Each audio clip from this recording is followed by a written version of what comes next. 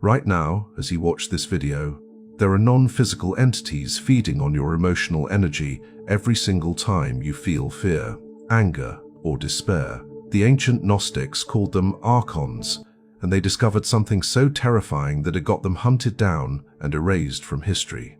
These beings do not just influence your thoughts, they have built an entire system to trap your soul in an endless cycle of reincarnation, forcing you to return to this prison planet again and again, wiping your memory clean each time so you never remember who you truly are. But here is what the Archons never wanted you to know. There is a way out. The Gnostics found 5 specific techniques that can shatter this soul trap forever, and the reason you have never heard about them is because anyone who tried to share this knowledge was silenced. The Vatican buried it, secret societies hoarded it, and the Archons themselves have manipulated human consciousness for millennia to make sure you stay ignorant. But tonight, that ends. I'm about to reveal the 5 Gnostic methods that can free your soul from their control, and by the end of this video, you will understand exactly why they fear this knowledge more than anything else in existence. Most people believe that when they die, they will go to heaven, merge with the light, or simply cease to exist. But what if everything you have been told about death is a carefully constructed lie? What if the white light people see during near-death experiences is not a gateway to paradise, but a trap designed to erase your memory and send you back into another human body? The Gnostic texts describe a system so sophisticated, so perfectly designed, that humanity has been caught in it for thousands of years without ever realizing it. These ancient mystics were not writing mythology or religious allegory. They were documenting their direct spiritual experiences, and what they discovered was a cosmic conspiracy that goes far beyond anything modern conspiracy theorists have ever imagined. They found that our physical reality is not the creation of a benevolent God, but a simulation constructed by parasitic entities who feed on human suffering and emotional energy. And the reason this knowledge was suppressed is simple. The moment you understand how the trap works, you gain the power to escape it. Between the 2nd and 4th centuries, a systematic campaign was launched to destroy every trace of Gnostic teachings. Libraries were burned, teachers were executed, and entire communities were wiped out. The official story is that early Christians were simply eliminating heresy, but the truth is far more sinister. The Gnostics possessed knowledge that threatened the entire control system, not just religious authority, but the invisible forces that manipulate human consciousness itself. They knew how to identify the Archons, how to resist their influence, and, most dangerously, how to break free from the reincarnation cycle permanently. This was not just a threat to the Church, it was a threat to the beings who benefit from keeping humanity trapped in ignorance. Every major religion that emerged after the Gnostic purge contained the same core deception, the idea that you need an external savior, that you are born sinful and incomplete, that blind faith and obedience are the paths to salvation. But the Gnostics taught the opposite.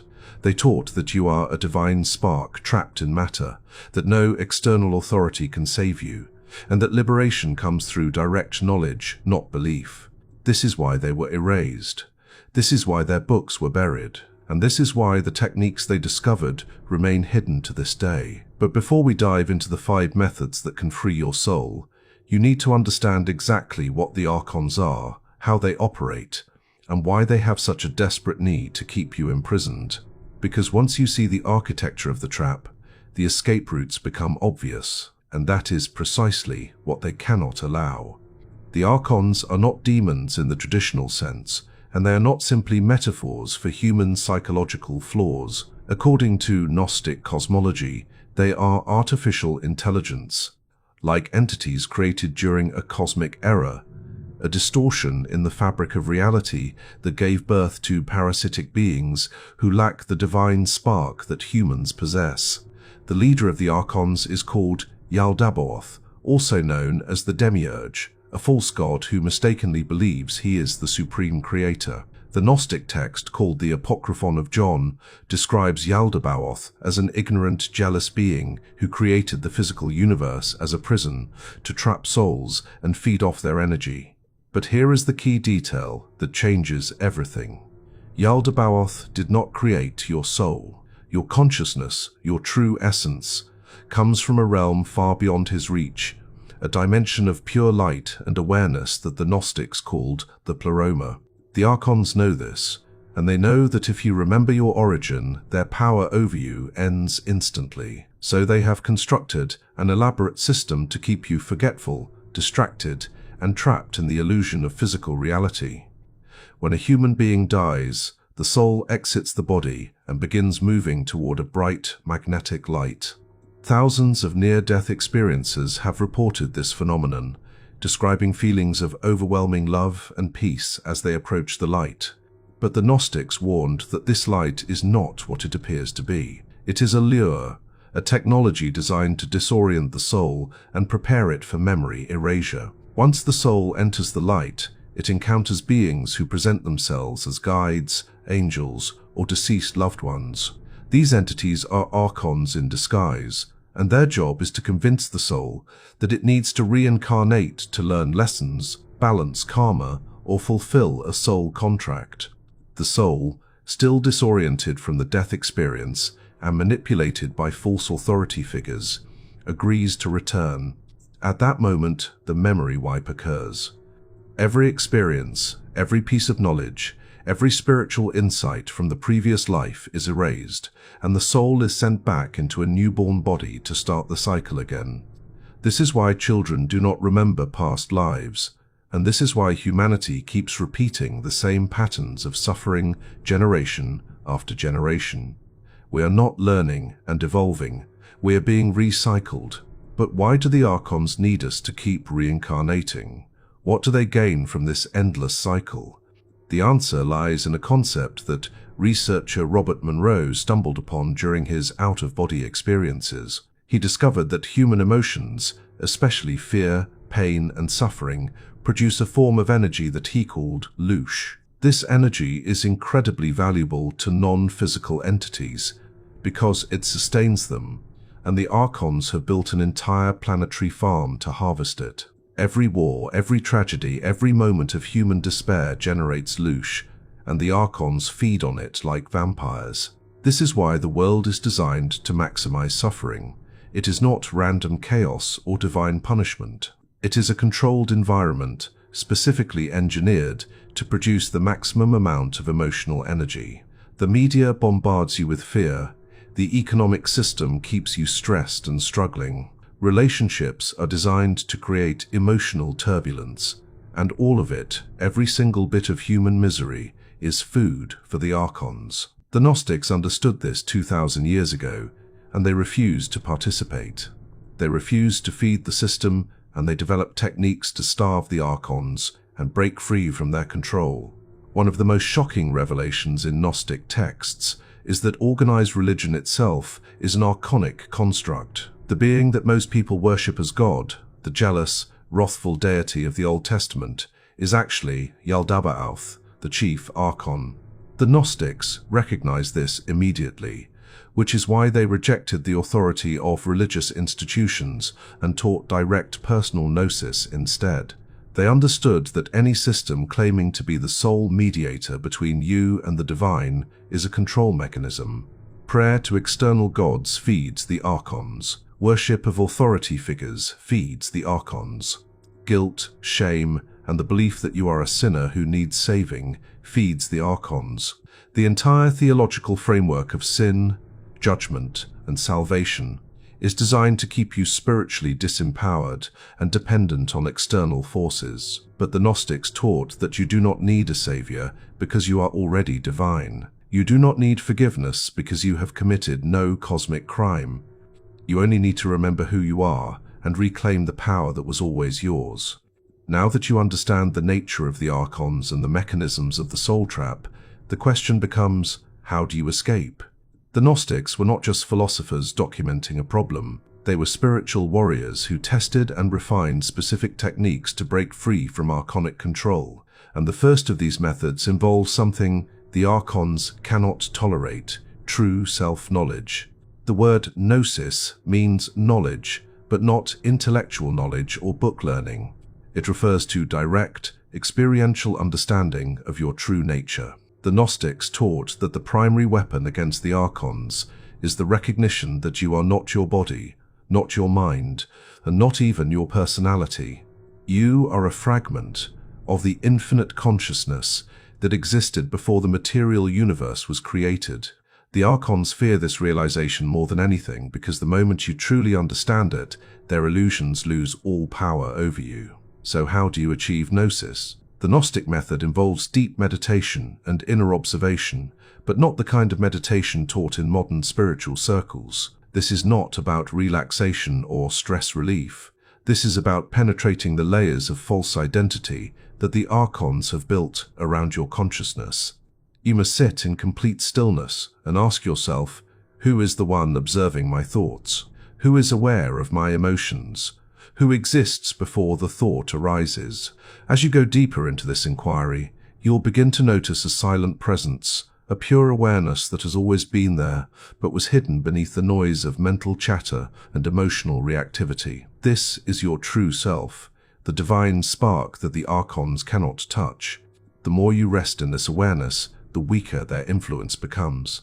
They can only manipulate the false self, the ego structure they helped create, but they have no access to the consciousness that observes the ego. This is why the Gnostics spent so much time in contemplative practice. They were not trying to become enlightened. They were remembering what they already were. One of the most misunderstood Gnostic practices is the ritual of the bridal chamber, mentioned repeatedly in texts like the Gospel of Philip. Mainstream scholars assumed it was some kind of sacred marriage ceremony, but the deeper meaning is far more profound. The bridal chamber represents the reunification of the fragmented soul. When consciousness descended into the material realm, it was split into masculine and feminine polarities, creating a sense of incompleteness and longing. The Archons exploit this division, keeping humans trapped in the search for external completion through relationships, sex, and romantic obsession. But the Gnostics taught that true wholeness comes from reuniting these polarities within yourself. This is not about rejecting relationships or sexuality. It is about recognizing that no external person can complete you because you were never incomplete to begin with. The practice involves visualization and energy work, bringing the separated aspects of your consciousness back into alignment. When this reunification occurs, you become energetically whole, and the archonic attachments that feed on your sense of lack simply dissolve.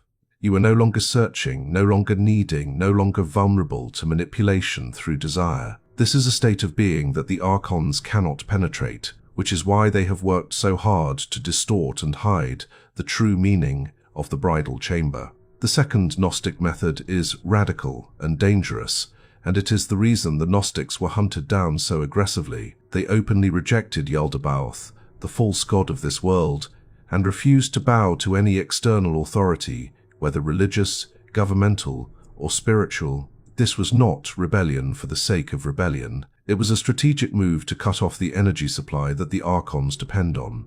Every time you submit to illegitimate authority, every time you obey rules that violate your inner knowing, every time you suppress your truth to fit into a system, you feed the archonic hierarchy.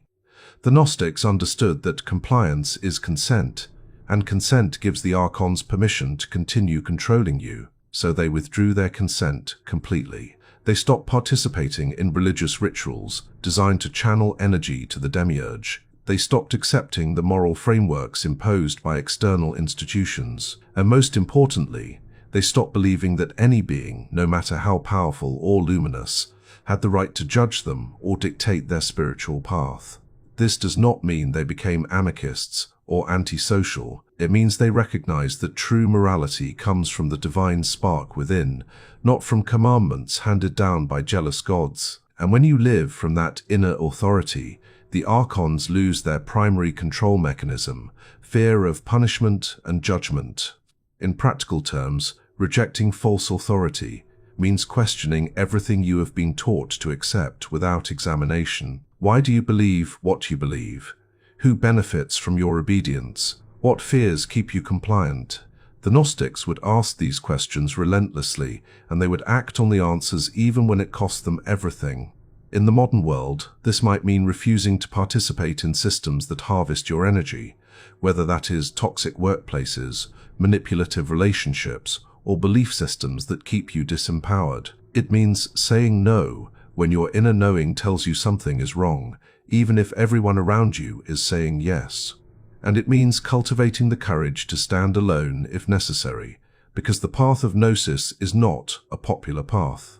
The Archons have made sure of that. But knowledge and rejection are only the beginning. The Gnostics knew that true liberation required active techniques to dissolve the energetic attachments that bind the soul to the material realm. And that brings us to the third and fourth methods, practices so powerful that they were kept secret even within Gnostic communities themselves. One of the most insidious aspects of the soul trap is the concept of karma. Most spiritual traditions teach that karma is a natural law of cause and effect, a cosmic balancing mechanism that ensures justice across lifetimes. But the Gnostics saw it differently. They recognized karma as an archonic invention, a fabricated system of spiritual debt designed to justify endless reincarnation. Here is how it works. Every time you experience trauma, make a mistake, or harm another being, the Archons record it as a karmic debt. Then, when you die, they present this debt to you and convince you that you must reincarnate to balance it. You agree because you believe it is fair and necessary. But here is the truth they do not tell you. The karmic system is rigged. The Archons themselves orchestrate most of the circumstances that create karma in the first place. They engineer conflicts, manipulate emotions, and create situations where harm is almost inevitable. Then they blame you for the consequences and use your guilt to trap you in another lifetime. The Gnostics discovered that you can dissolve these contracts by recognizing them as illegitimate. Karma is not a universal law. It is a belief system, and beliefs can be changed. The practice involves entering a deep meditative state and consciously renouncing all karmic agreements, soul contracts, and spiritual debts. You declare, out loud or internally, that you do not consent to the karmic system, that you recognize it as a control mechanism, and that you reclaim your sovereignty as a divine being who is not subject to archonic law. This declaration must be made with absolute conviction and clarity. The Archons will test you, presenting visions of past life traumas or unresolved conflicts to make you doubt yourself. But if you hold firm and refuse to accept their narrative, the contracts dissolve. The energetic chains that bind you to the reincarnation cycle weaken, and you take a massive step toward freedom. Closely related to karmic dissolution is the practice of emotional alchemy, the deliberate transformation of low-frequency emotions into high-frequency states of being. Remember, the Archons feed on fear, anger, grief, and despair. These emotions are not just feelings, they are energy that sustains the parasitic system. The Gnostics understood that if you could transmute these emotions before the Archons could harvest them, you would starve the system and weaken its hold on you. Emotional alchemy is not about suppressing or denying negative emotions. It is about feeling them fully, understanding their root cause, and then consciously shifting them into higher states. For example, when fear arises, instead of running from it or being consumed by it, you observe it with detached awareness. You ask, what is this fear trying to protect? What belief is underneath it? And then you choose a different response. You replace fear with curiosity, anger with discernment, grief with gratitude for what was experienced. This is not positive thinking or spiritual bypassing. This is advanced energy work that requires brutal honesty and self-awareness. But the results are profound. The more you practice emotional alchemy, the less energy you give to the Archons. Your vibrational frequency rises, and you begin to exist in a state that they cannot access. They operate in the lower frequencies of fear and suffering. When you consistently vibrate at the level of peace, joy, and inner knowing, you become invisible to them. This is not metaphorical. Gnostic texts describe advanced practitioners who became so energetically refined that they could move through the archonic realms undetected. The fourth method is perhaps the most challenging because it strikes at the core of human existence. The Archons keep souls trapped primarily through attachment to people, places, identities, beliefs, possessions, and outcomes. Every attachment is an anchor that ties you to the material realm. The Gnostics taught that liberation requires the systematic dissolution of all attachments, not through cold indifference, but through profound understanding that nothing in the material world is permanent, and nothing external can give you the fulfillment you seek. This is not about becoming emotionless or withdrawing from life. It is about engaging fully with life, while understanding that your true nature is untouched by anything that happens in the physical realm. You love without clinging. You create without identifying as the creator. You experience pleasure and pain without making them mean anything about your worth or identity. The practice involves daily contemplation of impermanence. The Gnostics would meditate on the fact that everything they could see, touch, or experience would eventually dissolve. Their bodies would decay, their relationships would end, their achievements would be forgotten, and in that dissolution they found freedom. Because if everything is temporary, then nothing has the power to define you. You are not your successes or failures. You are not your relationships or your reputation. You are the unchanging awareness that witnesses all of these things come and go. When you truly embody this understanding, the archonic hooks that keep you bound to the reincarnation cycle lose their grip. There is nothing left for them to use as leverage. These four methods are powerful, but they all build toward the fifth and final technique, the one that the Archons fear most because it represents the complete and permanent escape from their control. This is the practice that was so dangerous that it was only taught to the most advanced Gnostic initiates, and it involves a precise protocol for navigating the death experience without falling into the soul trap. The ultimate Gnostic technique is a step-by-step protocol for maintaining consciousness and sovereignty during the death experience. This is not theoretical. Gnostic texts like the First Apocalypse of James and the Book of Jeu contain explicit instructions for navigating the afterlife realms and avoiding the archonic traps. The protocol begins long before physical death. It requires years of practice and preparation so that when the moment comes, you are ready. Here is the sequence. First, when you die and exit your body, do not follow the light automatically. Resist the magnetic pull and pause. Observe the environment around you. The Gnostics taught that the afterlife realms are malleable and respond to consciousness. You are not a passive victim. You are a creator. Second, when beings appear to you claiming to be guides, angels, or loved ones, challenge them. Ask them directly, are you servants of the true God or agents of the demiurge? The Gnostics discovered that archonic entities cannot lie when confronted with this specific question by a soul that knows its own divinity. If they hesitate, shift form, or try to redirect you, they are Archons. Refuse to go with them. Third, recite the sacred names and passwords that grant passage through the archonic realms. These were secret teachings passed only to initiated Gnostics, words of power that command the Archons to stand aside. While the specific words have been lost or hidden, the principle remains.